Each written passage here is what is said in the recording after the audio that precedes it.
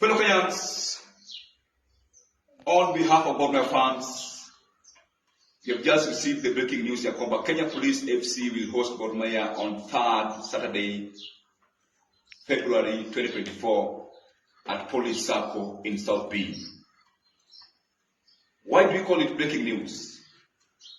For the first time, mpira ya Kenya italipishwa VVIP 3,000, VIP 2,000, alafu regular 1,500.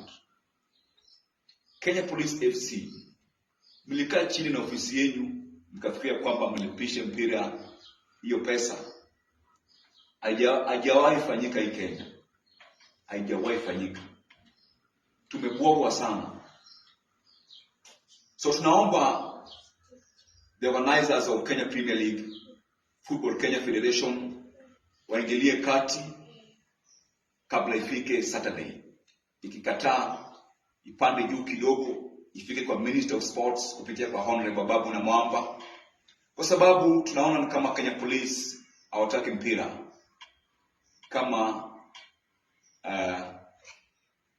ndugu yetu wanataka vita ama fujo. Na sisi Gor Mahia fans tunataka amani, tunapenda amani, tunataka mpira ya Kenya endelee na njia ya amani. Jambo la pili, Kenya Police Circle Stadium pale South B haiwezi accommodate hata watu 500. Haiwezi.